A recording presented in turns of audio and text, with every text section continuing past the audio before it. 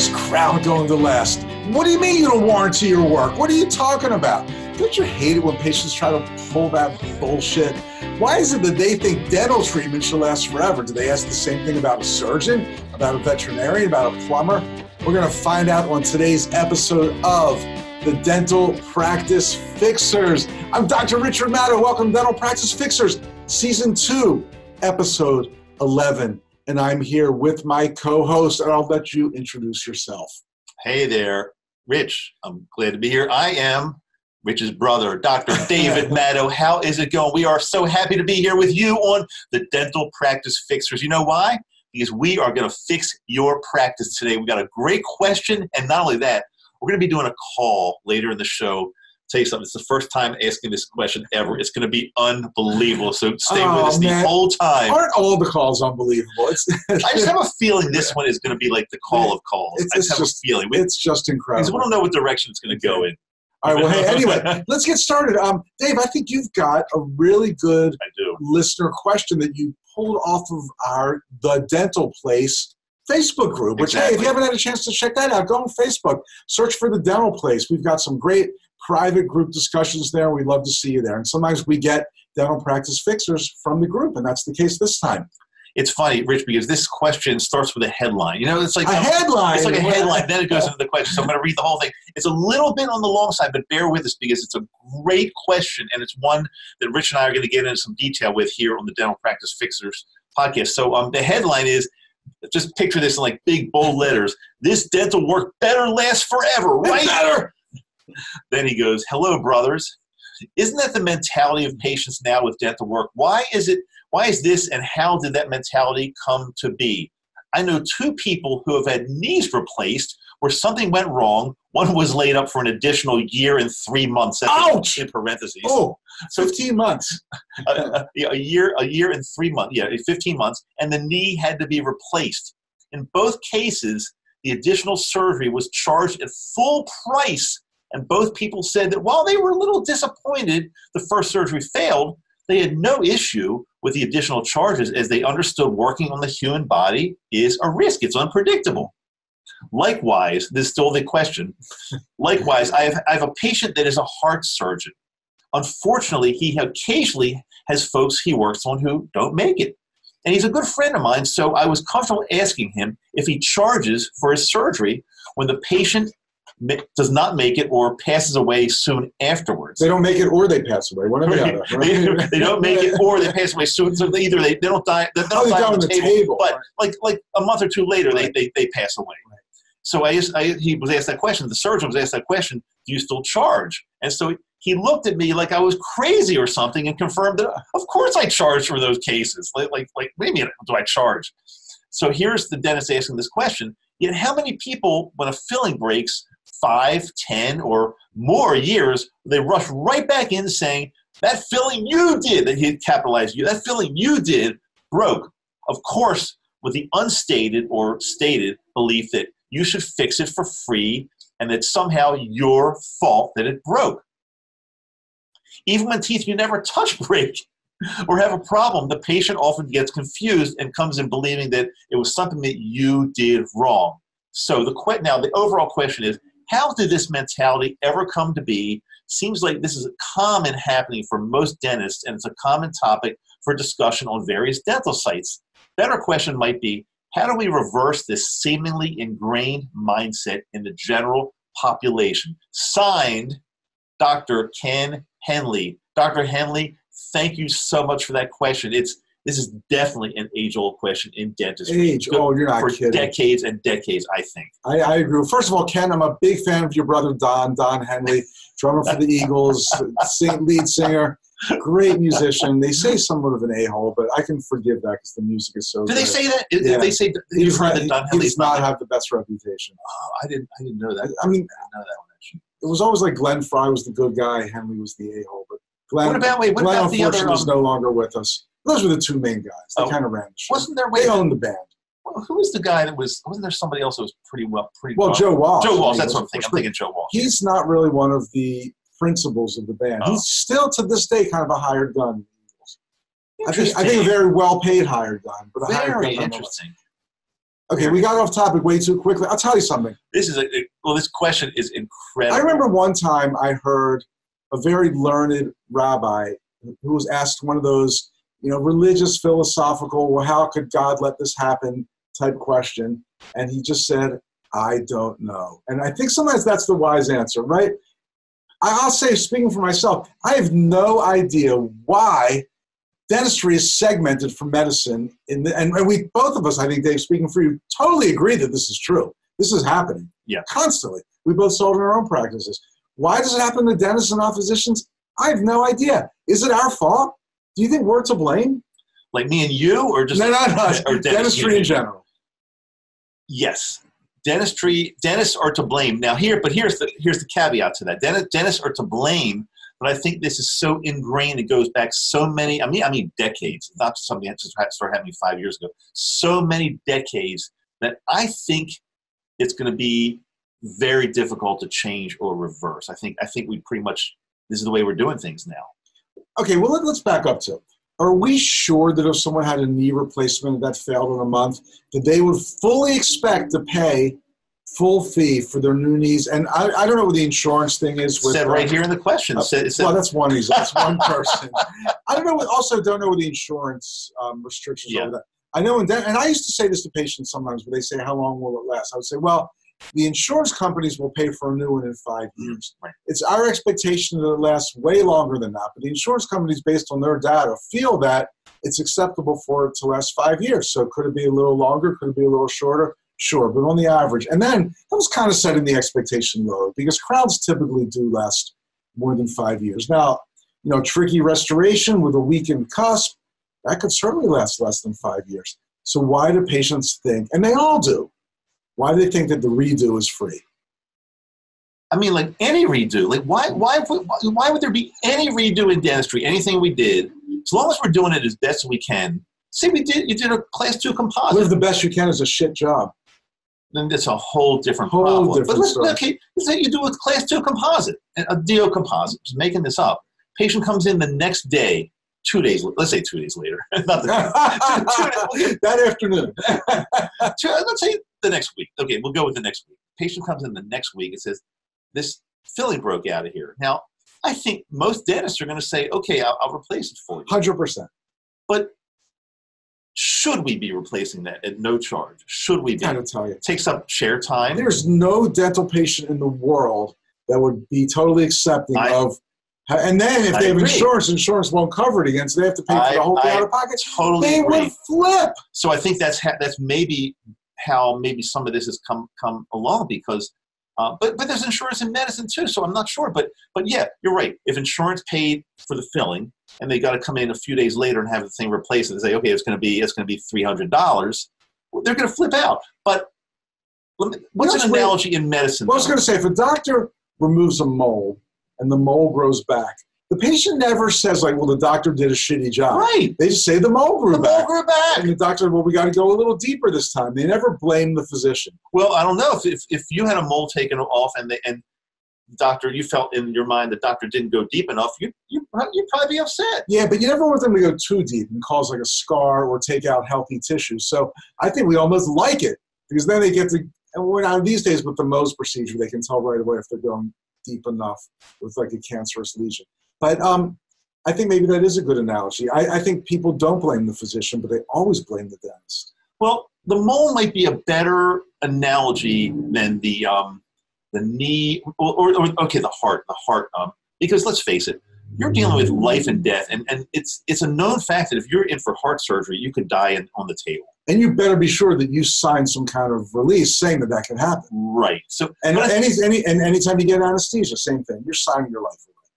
Right. Right. I mean, you're probably not signing your life away that if this needs to be repeated next week, you have to pay. I don't know if you're doing that, but I think with heart surgery, I think it's understood that this is so risky and you're saving a life and it might not work and you might die. And if you die, you still got to pay.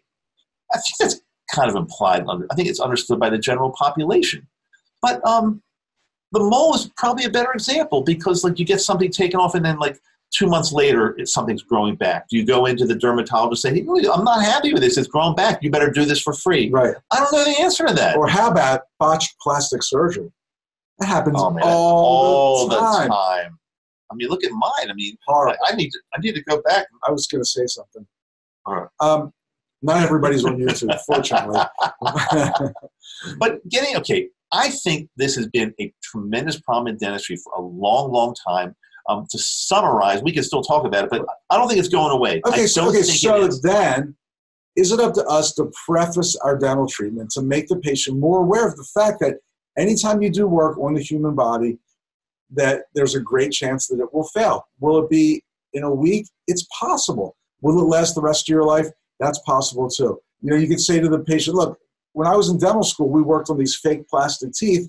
They weren't surrounded by saliva. They weren't surrounded by thousands of pounds of biting forces all day long.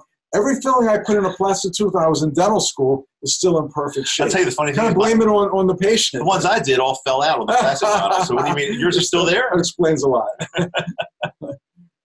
I mean, I don't know if it's worth going into a lengthy explanation like that, but it certainly would drive the point home that we're dealing with your body, your saliva, your biting forces, all those things. Yeah, if I did this on a plastic tooth in a fake mouth, it will last forever, but that's not reality. So if a patient says, hey, doc, how long will this crown last? That gives us the opportunity to make their expectations more accurate. But should we preface every dental procedure by making their expectations accurate? You wouldn't have this problem. Well, you wouldn't say if somebody said to you, you're doing 3 crowns on a patient, and the patient said to you, hey, doc, how long should these crowns last? You're not going to say, well, they could fall out as soon as you walk out the door, and if they do, it's your problem. I have to charge you to redo them again. I mean, you're not going to say that. No, but what you do is you say, Mr. Jones, I'm going to give you a warranty, as a matter of fact. We call it our tail light warranty. And that means these crowns are warranted until we see your tail lights pulling out of the parking lot. They're guaranteed. It's the old tail light warranty. No. But I know, and I realize that's a joke, but seriously, what do you do if you do a crown on somebody and they come back? Let's be fair. Let's be really fair. A year later, and there's recurrent caries around the mark. Okay, this is serious now. Yeah, I'm hard to believe. The whole thing should be serious. It's a serious show here. Why not? I'm pretending you're the patient, Dave. Okay. You have to call me Dr. Madow. Dr. Madow? Yes. I'm going to put my hand on your shoulder like I do. Patients give that. It's a little sore. Be careful. I was going to say, I can feel the tightness in there. It's a little sore. Say, Dave, I know. In other words, we're going to, what's the word? Not preface. We're going to interlope. We're going to anticipate their question. Because they're thinking it anyway, if they're going to ask. Dave, I know the question a lot of patients have is, how long will this crown last? It's a very difficult question to answer because we're dealing with the human body, we're dealing with saliva, we're dealing with thousands of pounds of biting forces, bacteria. Even healthy people have millions of bacteria in their mouths and all kinds of other factors. So we would fully expect, and the insurance companies expect actually, that a crown will last about 5 years. Now, we've put crowns in place that have lasted 10 years. We've seen patients from the previous dentists who own this practice that have lasted, their crowns have lasted 30 years. We've also had crowns placed that only last a year, even a perfectly done crown. So it's really impossible to predict how long it will last. Now you have a realistic expectation, right? Okay, I didn't mention cost. Right. So Dr. Madow, if I get this crown, I'm thinking about getting it done. If I get this done and let's say a year from now it falls out, what do we do? Well, hopefully we'll be able to cement it right back in place, and there's just a very minor charge for that. But if the tooth underneath decays or if there are other circumstances like that, then we have to do a brand new crown. It's not our expectation. It very well may last for 10 or 20 years, but that's what happens when you're dealing with the human body. Who could argue with that? I don't think anybody could argue with that. But dentists, maybe you think dentists are afraid to bring it up? Yes. Not only afraid to bring it up, but I think most dentists are probably not going to do that. I think most dentists are going to. Okay, here's another thing. I've heard of this going around, and a lot of speakers talk about this. And I think maybe even in the past, you and I have spoken about this, and I'm not so sure I agree with it. But some dentists will say, hey, Jimmy, as long as you come in, if we do these crowns, as long as you come in for your regular cleanings every 6 months, if anything ever needs to be done with these crowns, I'll redo it at no charge. Now, is that something we want to be getting? You've heard that too. Well, I used to do it in my practice. Is that something we want to be involved with? I'll tell you something. I'm not recommending it at this point in time, but I can tell you that when I did that in my practice, I found that when people did come in every 6 months, their dental restorations lasted.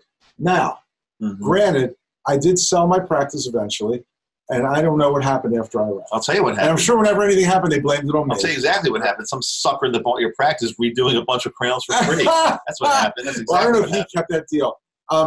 So again, these days I wouldn't recommend doing it, but it did work well in my practice. I knew I was taking a risk that I would have to redo some crowns for free that certainly weren't my fault, that bad things happen. But I also knew that it encouraged the patients to come in every 6 months, and that was a good thing. And I think the restorations did last longer when they came in every 6 months. Not only that, but if they came in every 6 months, any dental treatment that you saw need to be done would be treatment planned. They would get it done. So it could be argued that that technique is, in the long term, more profitable for the practice because they're coming back every 6 months anyway. They're getting more treatment done. They're getting all their treatment done. And yeah, and so it could be argued that they have kind of pretty much like a warranty, even though we don't like to use that word, or guarantee. And as soon as they leave your practice, that thing's over. So it encourages them to come in. So somebody could maybe say it's not a bad idea. That's the thing. That's why we're talking this out. I think we really don't know the answer because the bottom line question was, how do we reverse this seemingly ingrained mindset in the general population? I'm not so sure we can. Well, I think if we do that little speech that I just kind of made up here and answer the patient's question before they even ask it, it covered that entire topic. So maybe we should all start doing that. So your job is to make sure every single dentist in the U.S. sees this show because we've got the answer to take care of this whole problem. It's only going to work if every dentist sees it and does it. Otherwise, our profession is going to be in trouble. So it's up to you to make sure this gets passed around. We're all going to do it. We just saved dentistry. It's better than the summit to save dentistry. Was this the summit to save dentistry? I think this was it right now, the summit to save dentistry. All right. Hey, let's do our call of the week. What do you say? That sounds fantastic. Before we do it, before we get into the call, you want to just talk about a couple of things real quick? Sure. Real quickly. It's funny. I just asked Sylvia for some data on our coaching program because people always want data. Well, we heard your coaching program's great. I have a friend that loved it, but what are the statistics? So there are a million statistics. One thing that really struck me as a success, which we were so proud of, is that the average practice that works with us gets 6 times more than their coaching fee in collections within the first year. 6 to 1 return on investment. What they pay, and our coaching fee is very reasonable. What they paid in coaching fee comes back to them in collections, not production, over 6x what they paid. So that's just one little data point. Want to find out more about working with us? We'd love to work with you and your practice so you can earn more money and love dentistry more. We have an upcoming masterclass at our Madow Center in Baltimore. It's free. We even provide breakfast and lunch. You just have to get your butt to Baltimore. Doctors only. Go to masterclass.madow.com to find out more. Masterclass.madow.com. And we hope to see you here. I thought you were ready to start a new website. I really thought you were going to say getyourbutttobaltimore.com. And I think we should see if that is available. If that's available, we're taking it. But for now, make sure you go to masterclass.madow.com. Get your butt to Baltimore.com. Don't go to that site yet. Just go to masterclass.madow.com. Before we do the call, real quickly, that was a great tip. So I've got a real short little tip for you. You've heard this before from us, but this is not gonna make you or save you as much money as the masterclass because that's got. But we'll take every little thing we can get. And right now, you are using a credit card processing company to process all your cards, and you're paying a certain amount for that every single month. How about if we told you we can save you a ton of money on your credit card processing? No overage fees, anything like that. And it's very, very simple to switch. When you do it, it's a no-brainer. You make a phone call or click a few buttons and you're done and you're saving money every single month. Well, you can do that. We're recommending you give our friends at Fat Merchant a call or a click. A click is probably better. We're going to give you the website to click to right now. It's bit.ly/FatMad. And the Fat Mad, we'll get back to that in a second. In case you're not watching the video, you want to know this for sure. It's FATTMAD. So, okay, we're going to spell it out for you. If you're driving in your car, be careful. Don't write it down. Just go back and rewind later. It is bit.ly/FATTMAD. Whatever you do, if you wrote it down, check it out. We promise you will save money every single month on your credit card processing. Good enough? do it. Let's make the call. Absolutely.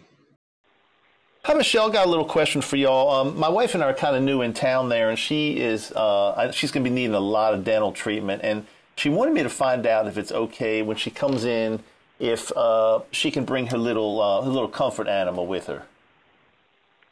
What do you mean by little comfort animal?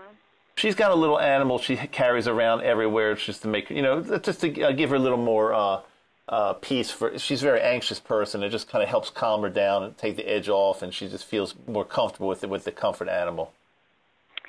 My only concern is if she needs a lot of dental work, our schedule is booked up until. I'll put you on the 6-month schedule. Yeah. My only concern is we don't have the schedule to see if she needs to work right away. The next one that we have is not until the end of June. So the end of June. Sure end of June, and end of June, and it's April right now, right? April. Yeah. So 2.5 months. Right. It might be, it's like for us, like let's say if you come in now, you wait until the end of June, right? Even after the end of June, it's going to be many months. Well, we just moved here, and she was told she needs, I think, like 12 crowns, and she's ready to get them done. So you're saying she'd have to wait that long? Oh my goodness, that 12 crown, we probably won't have time for that 12 crown. Oh, you wouldn't have time for 12 crowns? Yeah. Oh, okay. Yeah, because 12 crowns and not. One of the here's the thing. One of the crown. It depends on some of the crown that if it's next to each other, it means that you have to. In the ideal world, you have to do it at the same time. Oh, right. So that to like let's say if you have a 4 crown, I'm not sure if you need a crown or do you need a bridge. Well, I know she needs like a bunch of and not only that, it makes things a little more complicated for you. The same dentist told me that I need a whole lot of dental treatment. So we're trying to establish ourselves with a new dentist. But you say you wouldn't be able to see us anytime soon, right? Yeah, I mean for the crown, like for us, like let's say assuming that you have like 3-4 tooth for the crown and next to each other, you have to do it all at once so that it matches the colors and to get the perfect, you gotta match the colors, size. Right. And oh yeah. That procedure alone, it's like a whole day by yourself. Because we got. But then the thing is, I think you're not going to be able to sit in the chair the whole day. Right. I think between the two of us, we probably need like $90,000 to $100,000 worth of dental treatment. That's probably way too much. That probably takes a lot of time. It's a lot of time and money. Yeah. I can tell you, 1 crown is $1,400 at least, and if you need 10 crown, that's $15,000 down.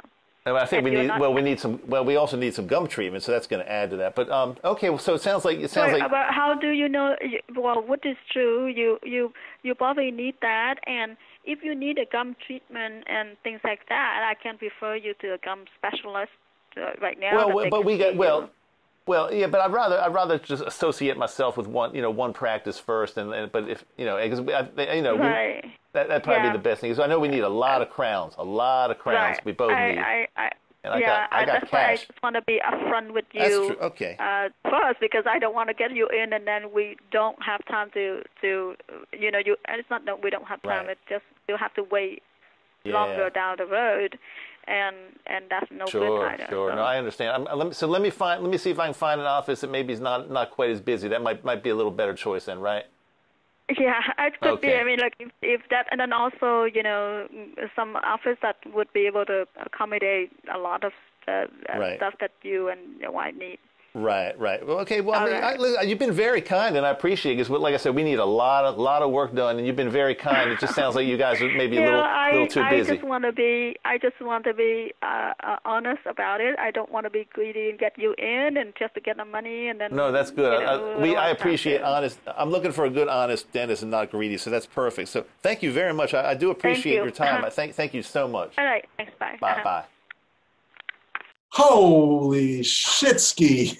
It's funny. When we made that call, we didn't even think it would go in that direction. We wanted to find out more if they would accept the comfort animal. She kind of breezed right over the comfort animal thing. And she really took on to the fact that my wife needs a lot of crowns, and they're just going to be it's going to be too long before they can fit her in. They're just too busy she needs all this dental work, 12 crowns.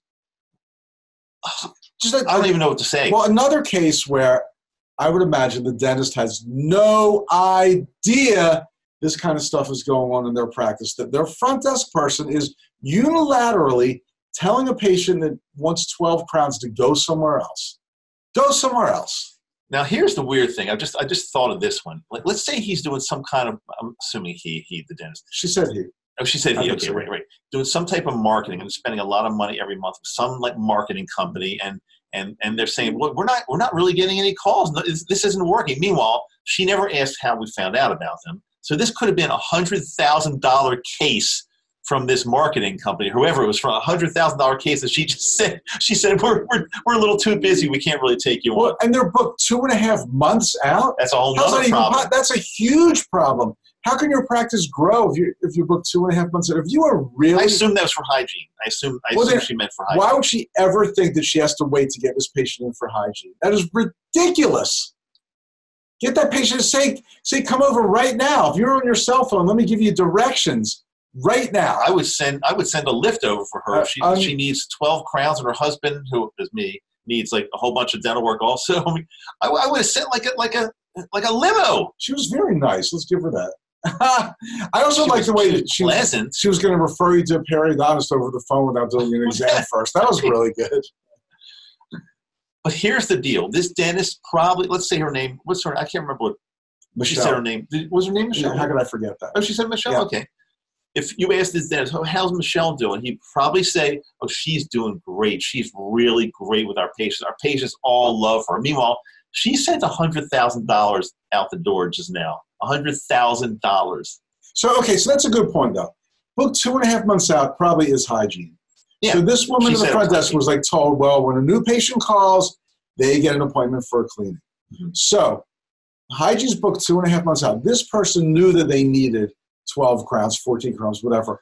How many patients are you losing that don't know they need a tremendous amount of work, but probably do if you're making them wait 2.5 months for hygiene? Right. Millions each year you're losing.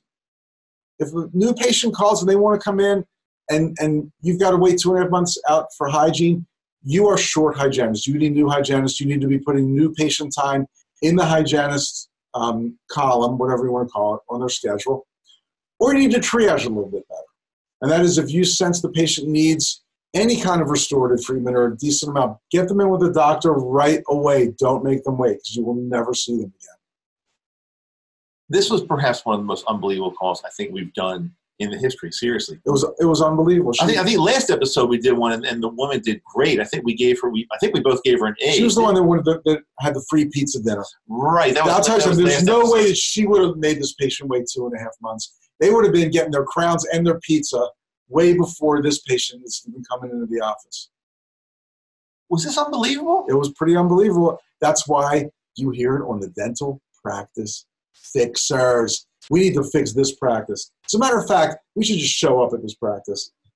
We're here to fix your practice. Oh, I don't need fixing. We're busy. We're booked until June. What are you talking about? We don't need fixing. Well, sir, you just turned down your front desk person just turned down $100,000. So if this is $1 million practice, which based on the skills of the front desk person, I doubt it is. But if it's $1 million practice, they just turned down the chance to increase by 10% this year. 10%. Holy moly. Who knows what else we would have needed. That's what I said we needed. We might have needed a lot. And how many more patients they're turning down. I don't know what to say. So many lessons here, but one main one is if you can't get a new patient in for 2.5 months, your practice cannot grow at nearly the rate it should be growing. So stop complaining. Take some action. Well, I'll tell you one more lesson, then we're going to end this episode. But another, and we found this out really in one of the most recent master classes we just did, because a doc we had there admitted that he has no idea what his front desk people say on the phone.